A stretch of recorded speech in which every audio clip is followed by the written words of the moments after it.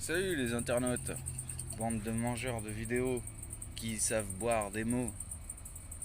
Ouais, j'avais envie de faire cette intro, je sais, elle est pas terrible.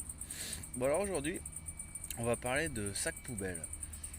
Et je sais absolument pas ce que je vais vous raconter là-dessus. Alors les sacs poubelles, la première chose qui me vient en tête, c'est qu'on peut faire des courses de sacs de pommes de terre. Mais alors vous allez me dire, mais c'est pas un sac poubelle. Voici quand même.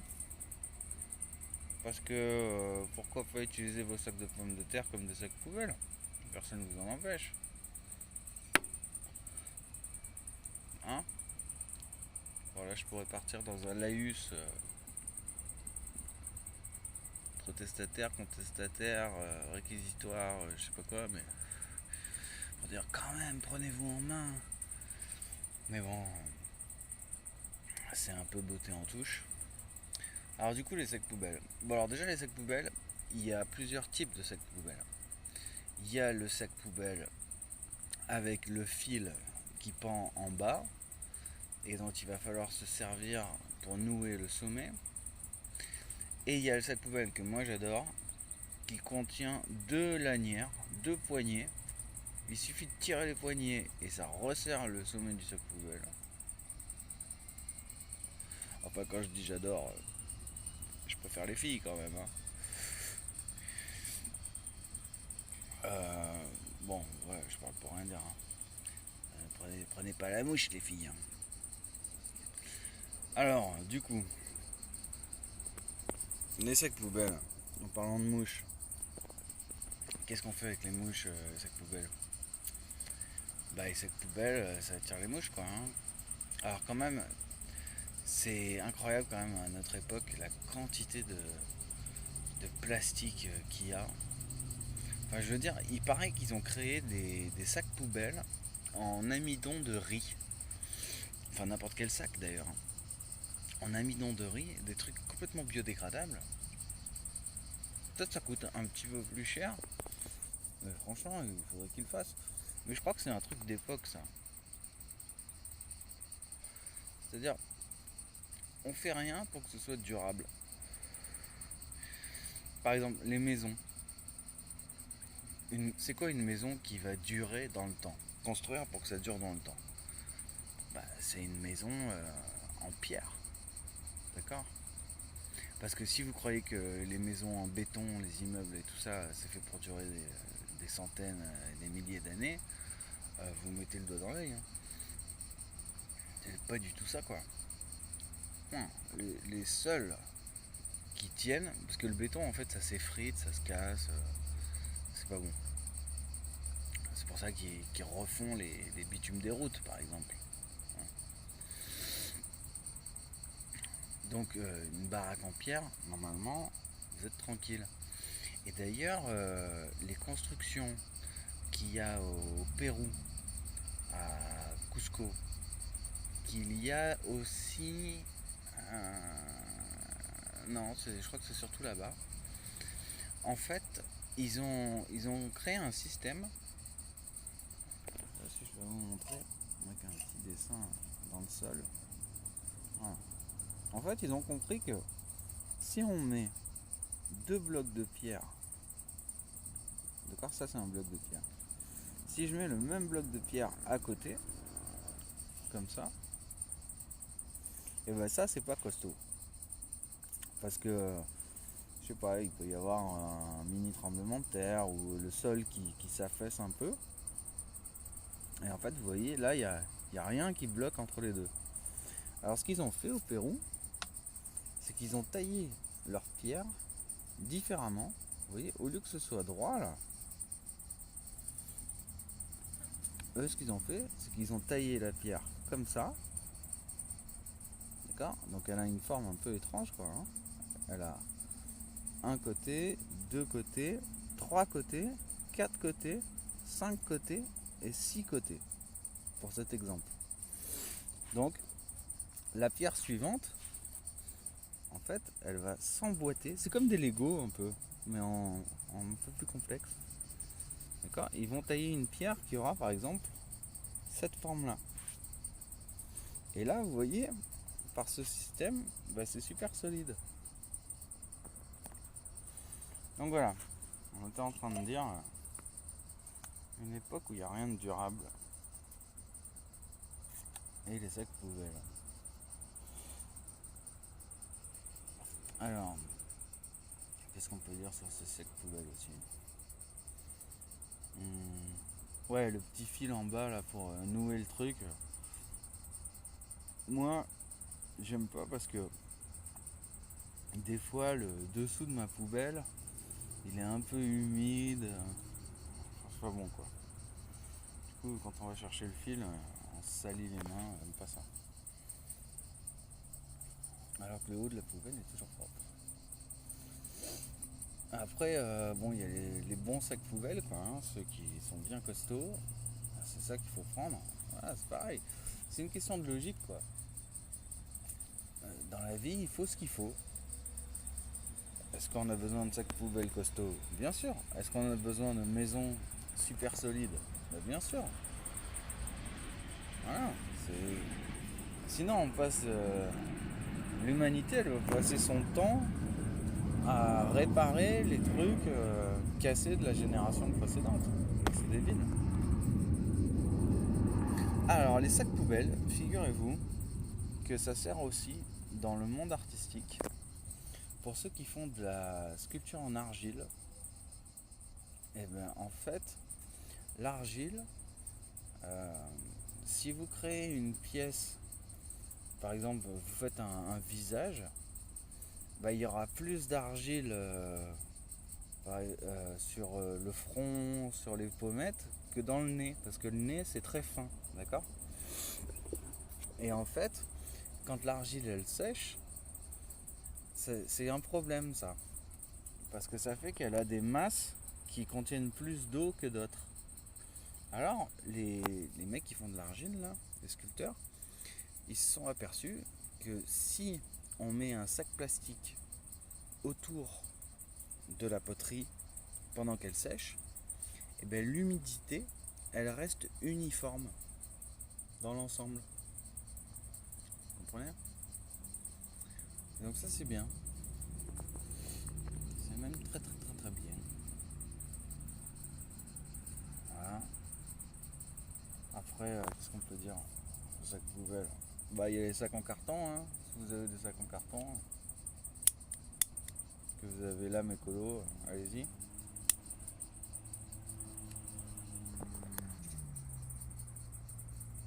Après les sacs en carton, c'est pas mal aussi de les garder pour le barbecue. Vous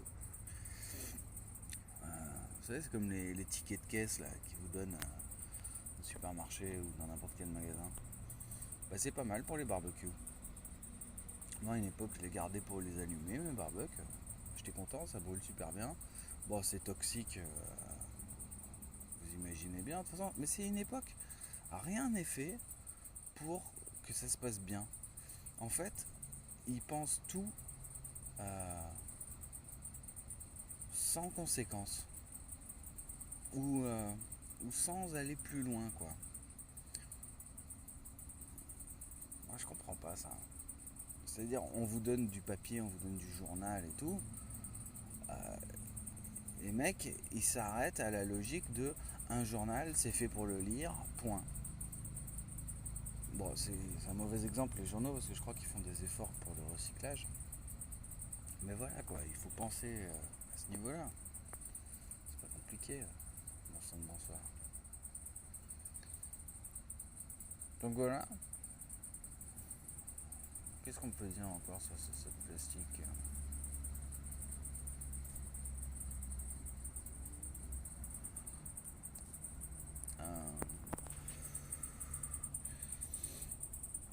Oui, il doit y avoir des jeux à faire avec.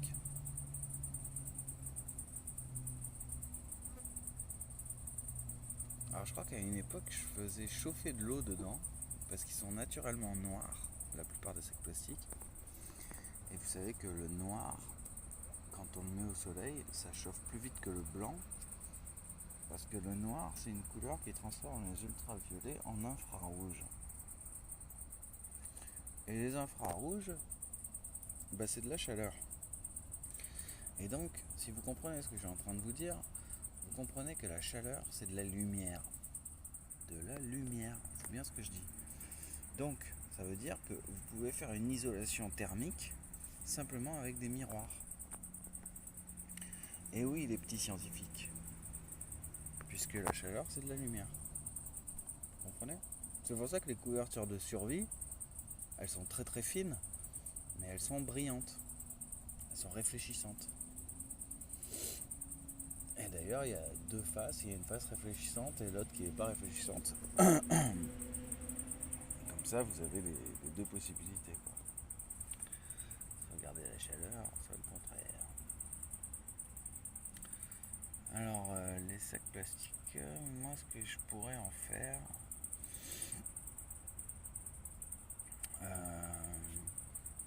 ça doit être pas mal. Par exemple, si vous voulez faire des pommes de terre, si vous voulez cultiver des pommes de terre, vous les mettez dans un sac plastique, un sac poubelle, là. Vous mettez votre terre, vous mettez les pommes de terre, et ensuite, vous n'avez plus qu'à déchirer le sac plastique pour récupérer vos pommes de terre. Alors, il y a un truc aussi à dire quand même, c'est une époque où on utilise le plastique à tout va. Et puis là, c'est pas bien ce que je vous ai dit. Je vous ai dit, il suffit de déchirer et tout ça. Mais en fait, le plastique, c'est une matière incroyable. Parce que, voilà, on parlait de choses durables. Le plastique, ça peut durer des milliers d'années. Donc ça veut dire que ça serait intéressant de se concentrer pour faire des objets qui ont vocation à être hyper durables dans le temps. Donc certainement pas utiliser le plastique pour faire des sacs poubelles. Vous comprenez? Donc, j'en reviens à ce que je disais au début, le sac plastique, il faut le faire en amidon de riz, là, comme ils ont inventé. Parce que c'est pareil, on est à une époque, voilà, où on pense sans conséquence. Si jamais dans, je sais pas combien de temps la Terre va continuer à vivre, mais j'imagine qu'elle va tenir encore 5000 ans. Si jamais dans 5000 ans, on a bouffé tout le pétrole et qu'ils ont besoin de plastique pour faire des trucs durables, bah, ils seront coincés. Ouais, donc ça craint, quoi. Enfin, je pense qu'on peut dire que notre génération est complètement stupide. Complètement stupide. On est des gamins, même pas des bébés cadom, quoi, à qui on donne un instrument de musique d'une valeur hyper chère et on s'amuse à le mâchouiller, à marcher dessus, à sauter dessus. Enfin, complètement débile, quoi. Voilà.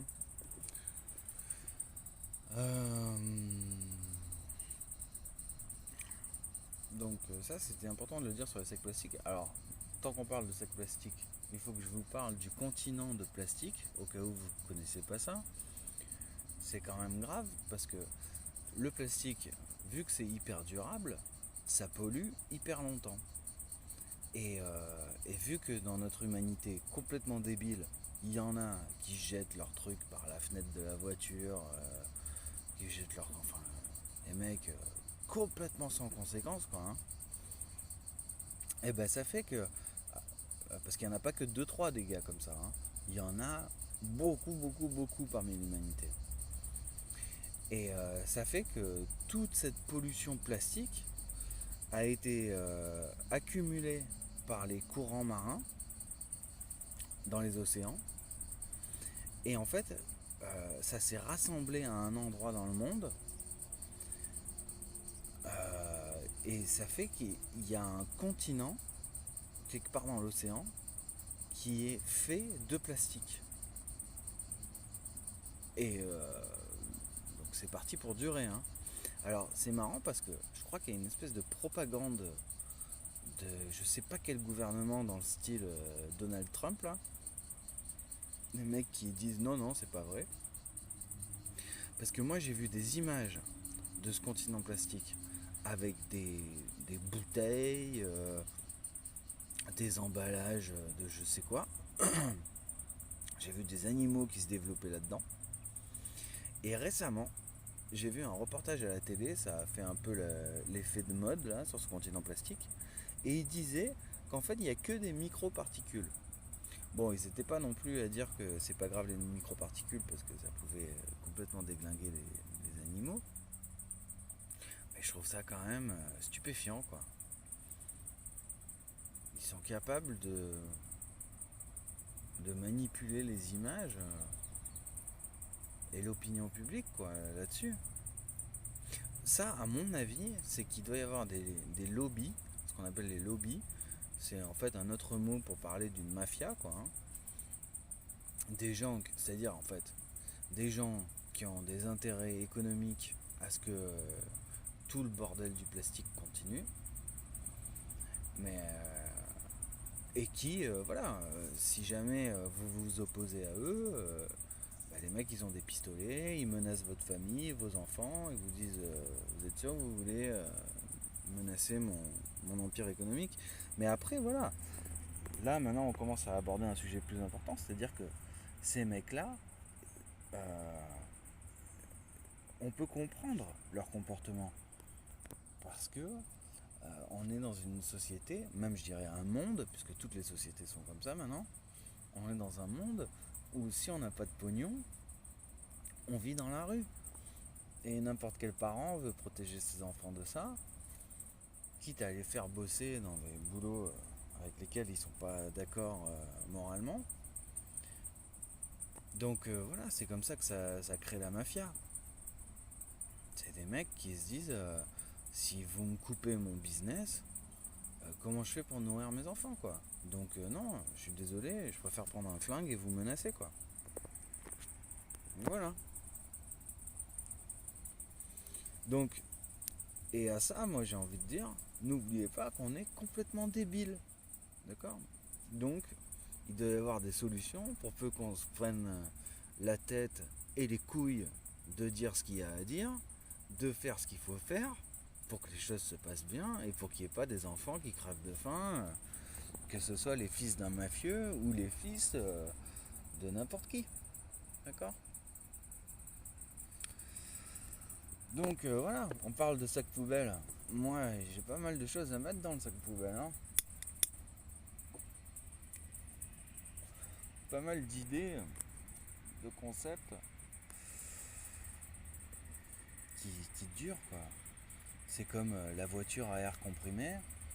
Ça fait, je sais pas, peut-être 20 ans qu'elle existe. C'était passé sur E égale M6. Je sais pas si vous vous rappelez de cette émission avec Mac Lesguy là. E égale M6. Donc vous voyez, c'était il y a longtemps. Et bah, la voiture à air comprimé, elle existait déjà. Vous n'allez pas me dire que c'est pas plus sain d'avoir une voiture à air comprimé qu'à pétrole. Enfin, on va me parler après des coûts de fabrication, de comment ça pollue. Alors, allons-y, parlons-en. C'est quoi l'histoire? Il faut des bouteilles d'air comprimé, d'accord? Donc c'est de la fonte de métal.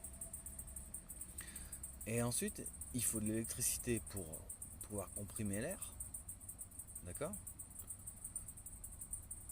Alors on peut me dire, ouais mais alors vu que la loi de l'énergie, rien ne se perd, rien ne se perd, tout se transforme.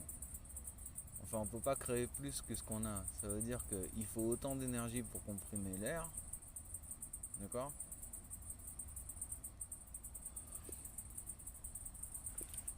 Que d'énergie que l'air va pouvoir fournir. Plus il y a l'effet de perte. Ouais, sauf que c'est pas non plus génial les voitures électriques là.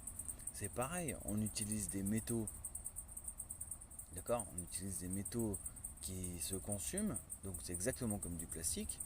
C'est-à-dire on utilise des ressources, on ne sait pas combien de temps on va pouvoir en trouver, puisque les ressources sont limitées sur la Terre. Donc, excusez-moi, mais les voitures à air comprimé, c'est bien mieux. Puisque on utilise de l'air, ça recrache de l'air. Voilà, le cycle, il est sain, quoi. Ça fonctionne.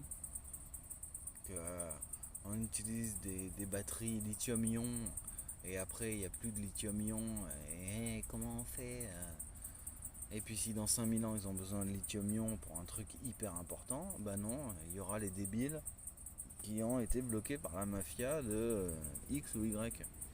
Moi franchement, si jamais il y a la mafia là qui écoute cette vidéo et qui se dit c'est quand même vrai ce qu'il raconte et on a les moyens parce que voilà, on a les moyens de faire changer les choses pour être moins débiles, tous autant qu'on est, hein. D'accord, c'est comme si on était tous emportés par un courant marin qui s'appelait la débilité. Voilà, et on n'arrive pas à sortir du courant. Alors, s'il y a des mecs assez puissants pour foutre un barrage à ce courant de la débilité, bah à mon avis, c'est les mafieux. Et je suis persuadé, parce que moi je crois en l'espèce humaine, je suis persuadé qu'on va avoir l'intelligence de trouver des solutions qui vont plaire à tout le monde. Mais voilà, il faut donner les moyens, il faut faire entendre les gens. Donc voilà les mecs, les sacs plastiques. Voilà, vous savez ce qu'il faut faire dans un sac plastique.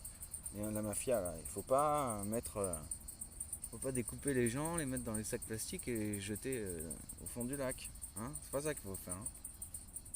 Bande de dégueulasses, abrutis. Vous le savez que j'ai raison. Alors faites pas chier. Bon, non mais moi, mon but c'est d'être copain avec tout le monde, avec les mafieux.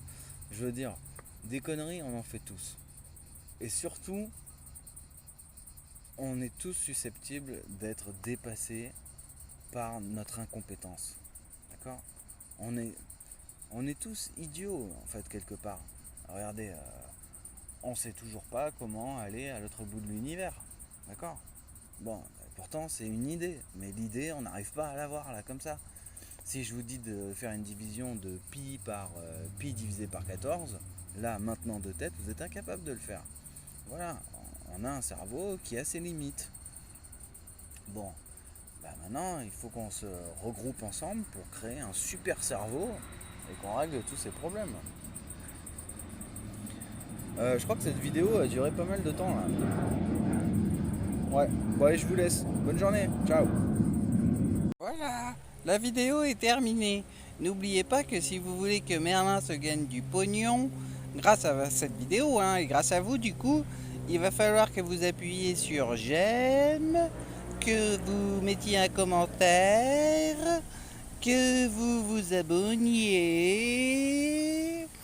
Et puis, si vous regardez la description de la vidéo, vous avez en dessous, là, dans la description, quoi, vous allez voir les autres trucs que fait Merlin, parce qu'il a d'autres chaînes sur YouTube. Ça peut vous plaire. Et puis, il y aura peut-être aussi, peut-être qu'il va ajouter des bons plans. Bon, ben voilà. Allez, c'est la fin de la vidéo. Salut!